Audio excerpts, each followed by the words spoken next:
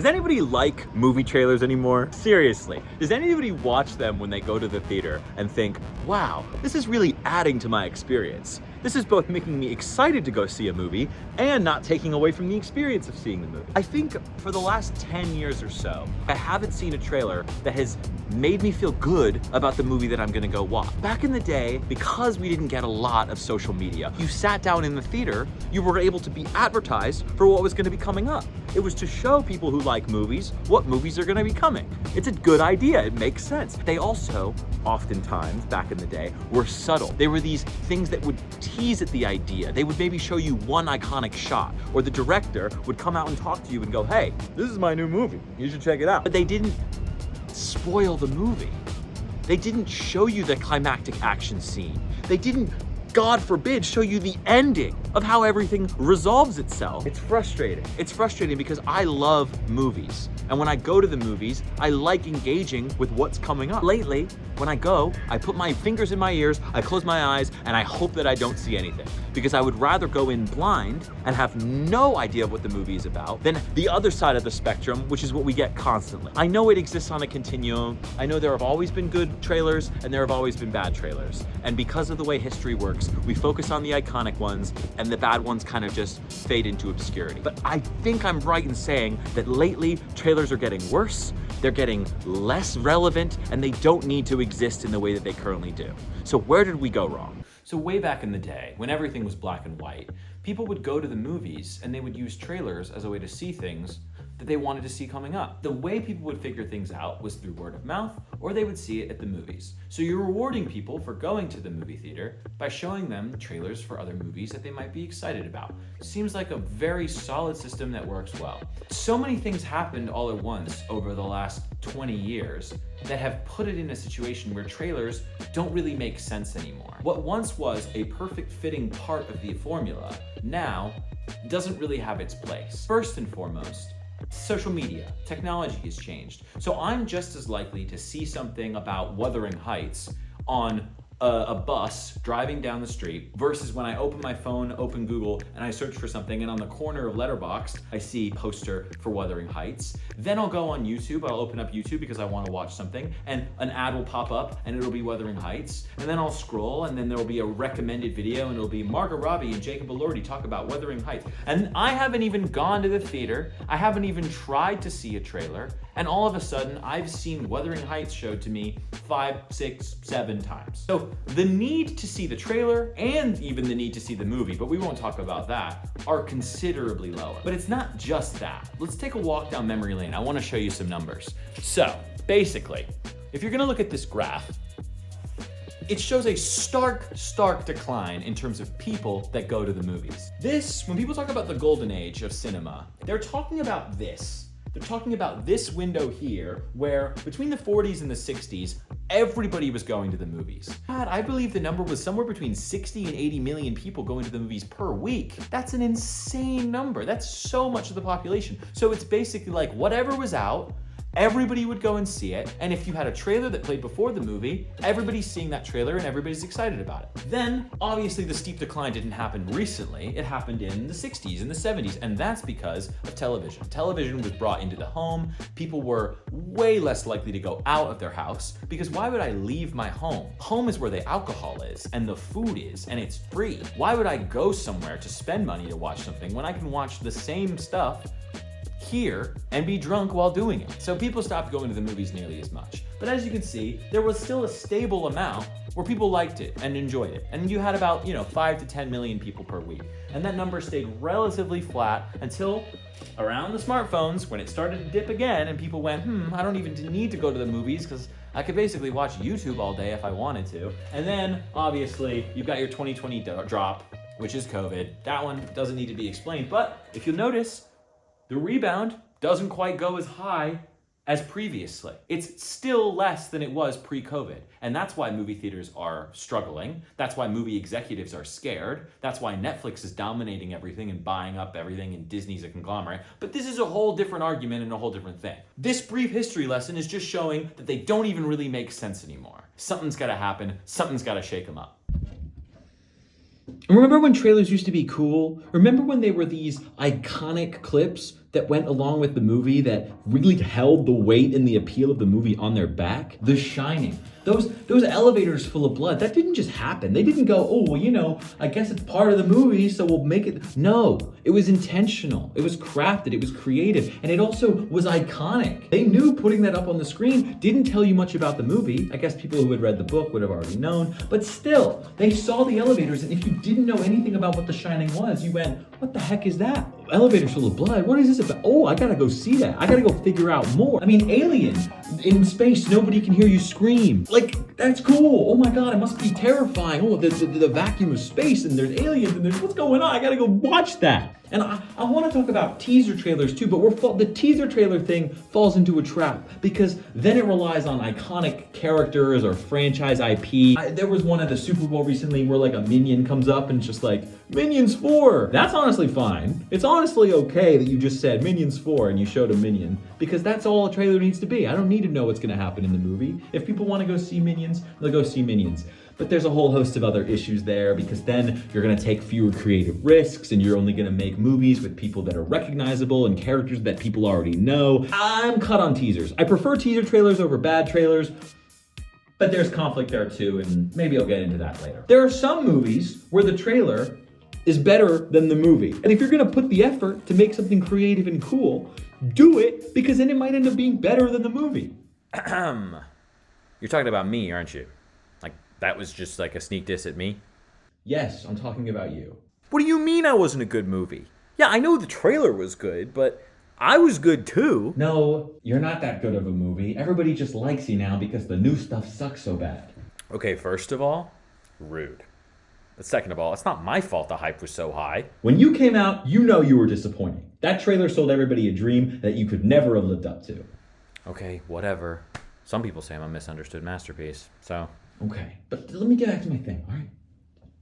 And as much as that's not good, because then the movie ends up being bad, I'll still take that 100 times out of 100 over phoned in awful trailers that ruin the movie experience. All right, CJ, you've made it to the Fast Money bonus round. Everybody can yes.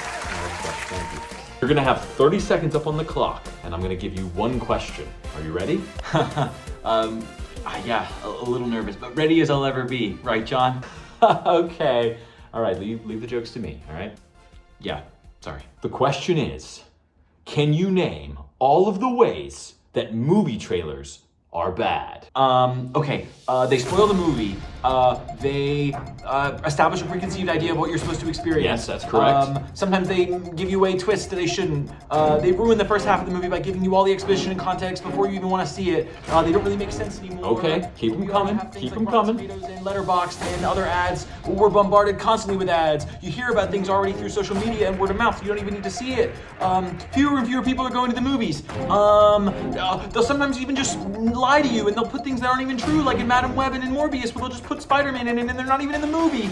And that's time. Almost had it. You named a bunch of good ones there. The correct answer did include, I just hate them because they suck. Sorry, you go home with nothing. Let's go back to our studio. So recently I was sitting in theaters and I saw the trailer for How to Make a Killing pop up, okay? And this became a really interesting case study, so I want to walk you through it. First of all, we'll do a quick glance at the posters. I might make a whole video about posters, but we'll just do a quick glance. First of all, I like that they think we're dumb because they have to write $28 billion inheritance, 7 relatives standing in the way, just so that before we've even seen the title of the movie, we're already knowing what the plot's gonna be. But either way, I went in and I saw the trailer and it pissed me off because I was like, this seems like an interesting movie. This seems like something that I would enjoy. But within the trailer, the things that are told to you are, we have Glenn Powell, who is the son of somebody, he's part of some family, and he's 8th in line for the inheritance. And so you connect the dots, and the movie's called How to Make a Killing, and you go, okay, so he has to kill these guys in order to do it. Now that's not rocket science, and that's not spoiling the movie. I wouldn't even make the claim that that would ruin the movie for somebody. That's just kind of knowing what the movie's gonna be about. The problem is, in the trailer, we've already seen Glenn Powell be established, had a few conversations, understand his motives, And then they show you him killing people. They show you him tying, the rope on a boat around the ankle of some guy. You don't know who the guy is, but you can assume he's one of the guys in line. And then he gets dragged into the water and dies. Then it cuts and it talks about the police being like, oh, well, we wonder who's killing these people. 3 of them are already dead. And so within the trailer, by the end, yes, you've made, Margaret Qualley say a few quips, but you've ultimately seen some of the critical components already. Unless I'm wrong, unless I end up going and seeing and going, oh, that was all misdirect. I doubt it though. I think it's just them showing you part of the plot. If I'm going to see this movie, I know the first 15 minutes are gonna be set up an exposition. I know that then they're gonna do the next 20 minutes or so establishing the first kill, building up towards a climactic action scene where he kills someone and maybe he starts to get caught. And that happens around an hour into the movie. So I've already had the first hour of the experience of watching this movie experienced already. And that's not what I want out of movies. And No Point articulates that better than this movie, which I saw recently. No Other Choice. And I mentioned it in a video how I was gonna go see it, and I really enjoyed it. I had no idea what it was really about. I know it's a Korean movie. I'm very excited to go see it, because Park Chan-wook makes good stuff. Even just by looking at the poster, they're already saying that they don't think we're as dumb as the American audiences, because I don't know exactly what's going on here. It's an interestingly composed poster. We have our main character, he's doing something. It looks like maybe he's doing something evil, but we're not quite sure. I'm intrigued, I'm excited, and I don't really know what's going on. I saw this movie, and this is why it's a critical case study, without seeing the trailer. And I got to experience a really good movie about a father feels like he's at the perfect point in his life and then loses his job. Really struggles with this identity crisis. There's a financial side of it, but it's also him losing who he was. He was this person who worked this job for 25 years. It's all he knows, it's all of his skills, it's all of his connections, it's who this man is.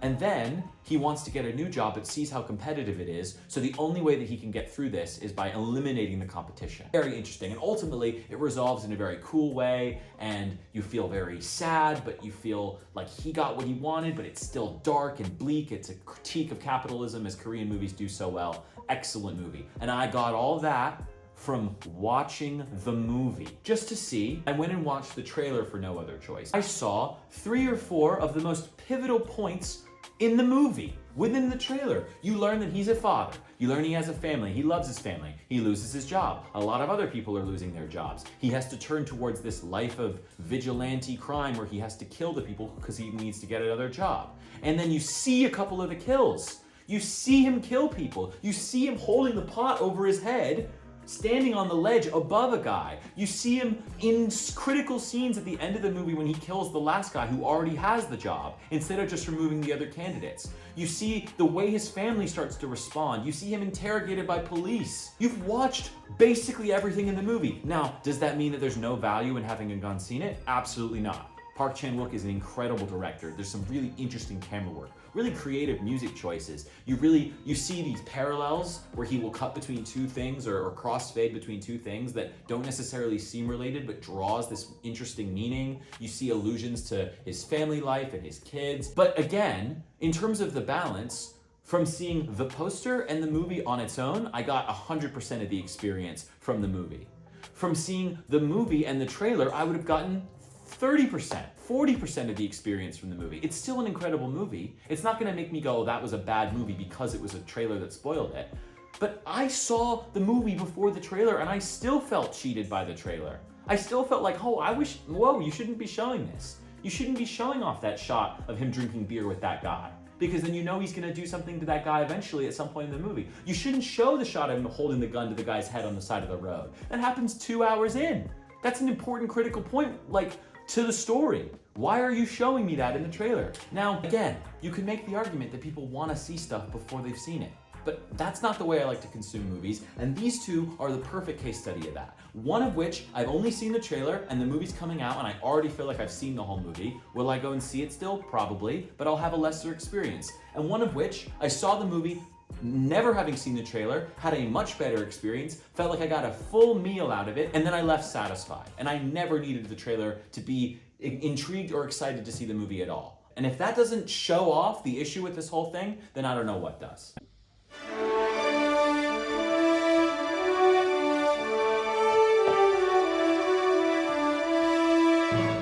Movies have the power to unite us. And movie trailers, I guess, also have the power to unite us because they're like part of the movie or something. Here are the nominees for Worst Movie Trailer Moment. A Dog's Way Home. Nominated for the simple fact that, in a movie where a dog is trying to find its way back home, they show the owner and the dog reuniting in the trailer. Simply impressive stuff. Spider-Man, No Way Home. While not a terrible trailer, initially had Peter jumping towards nothing, while Lizard got punched in the face by an invisible fighter, showing that there probably were 2 other Spider-Men in the movie, and spoiling what could have been one of the best reveals in modern cinema. Ambulance. Okay, so I don't really remember what this one was about. I just remember it being absolutely hilarious. Just watch this footage. They show so much in the trailer. Go watch this one, read the comments. It's hilarious. What starts as a movie about an ambulance turns into this absolute mayhem, and they show you every single bit of it. Castaway. Okay, this one is like iconically bad. Why do they show him on a plane? Why do they show him reuniting with her at the end? The whole point is that it's a survival movie. Why would you watch a movie where you know he survives at the end? It's insane. Why would they do this? And Madam Web. Featuring iconic lines such as, "He was in the Amazon with my mom when she was researching spiders right before she died." This one straight up lies to you. It shows them in their spider outfits fighting the final villain when that doesn't even happen in the movie. It's all in like a weird fantasy sequence, and it never even actually happens. This one sucks. And the worst movie trailer moment goes to...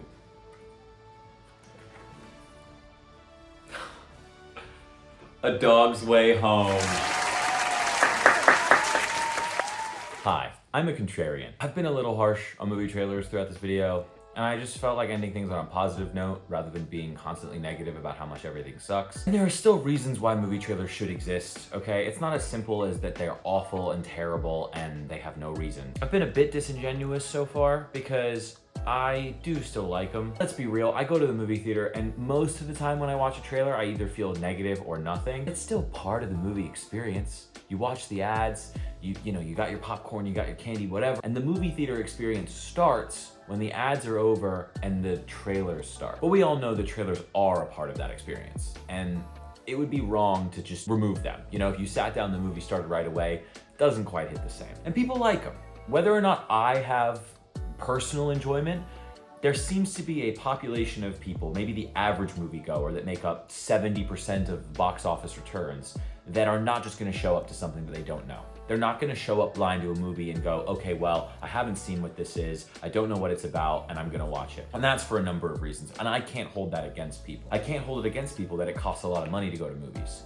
When my 15 euro a month unlimited movie pass happens, I can go to whatever, and it doesn't mean anything if I go to some movie and it isn't very good. It doesn't matter. But if someone's taking out their family or their partner or even going alone and it's a $25 experience, I can't blame them if they want to only go and see things that they know they're probably going to like based on a trailer. So I can't fault people for that. And even if it doesn't have anything to do with financials, some people just want to know what they're getting themselves into because they don't want to waste 2 hours. They don't want to be bored. They'd rather be scrolling through TikTok, whatever reason it is. And trailers inform them of that.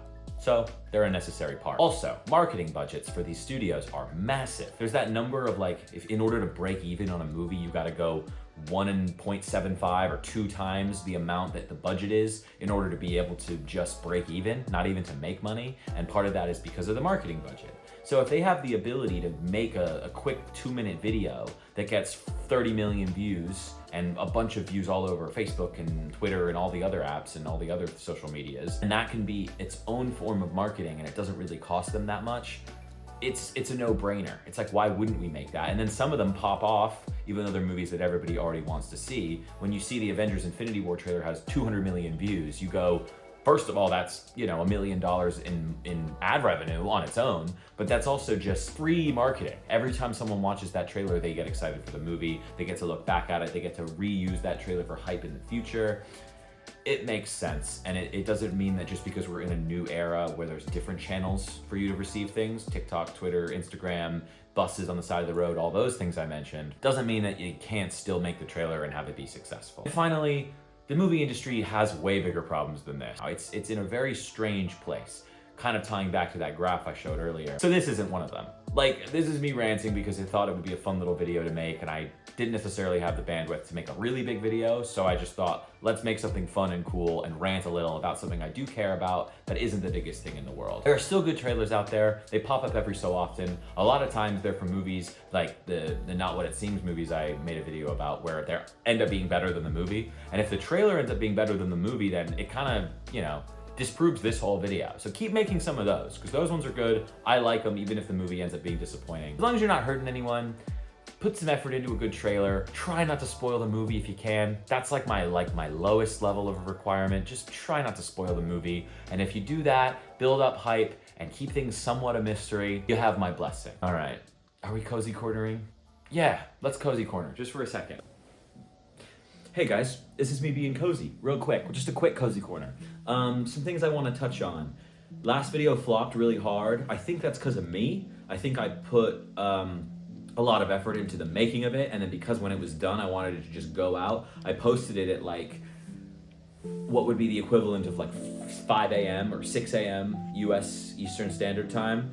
And that, I'm sure, again, it's not a huge deal because I don't have that many people watching my videos anyway, and the first video got pushed out to, you know, let's say 10,000 people, and I got a certain number of views off that. This most recent one got pushed out to like 800 people. And so the amount of views was concurrent with that. Does that make sense? So I gotta be a little more careful about when I post, but also just consistency. None of that really matters. I'm not doing it for the views, I'm doing it for the love of the game. I think my editing is getting a little bit better with each and every video. Hopefully you'll see some editing improvement on this one because I use a different software to edit it. Trying to move away from iMovie just because it's a bit amateur and a bit limiting, and even though it's a pain, it's a growth process, it's good to push myself to use other things instead of just using the things I'm comfortable with, and it gives me more options. It lets me do more stuff. Yeah, I'm having fun with YouTube. I have a good list of videos I want to make. I tried to make, I mean, I might still end up doing it, it just probably won't do as well because it's not as relevant, but tried to make a Marty Supreme video, still working on it. It was supposed to be like all clips and just voiceover, because I thought that would be easier, or not even easier, but I thought that would be a different way to approach it, and it could be like Jimmy High Roller is one of my favorite YouTubers, and he makes good videos, and I thought I could do something like that, or, you know, just your classic commentary video with clips over it, and it's painful, like it's so annoying to edit and get clips and get B-roll and edit it all, and then my voiceover sounded really bad and choppy, so, you know, I'm not that worried about it. I'm focusing on just getting them out, making them happen, making myself comfortable on camera, making myself comfortable with the editing software, building a connection with you guys. I'm always gonna keep saying it. Leave a comment, let me know you're a real person. Again, my last video, I was proud of the way I was able to just record it, edit it, get it out. It took me like 2 days. That felt really good. This one is more of an undertaking. There's more stuff to it, so just this one's gonna take a little longer, but we gotta cut the cozy corner because it can't be too long. It's gotta be cozy. Love you guys. Leave me the comments. Do all the things. I'm gonna keep posting and keep making videos. And if there's anyone out there, anyone at all, let me know you're there. Okay. I'll see you when I see you. Peace.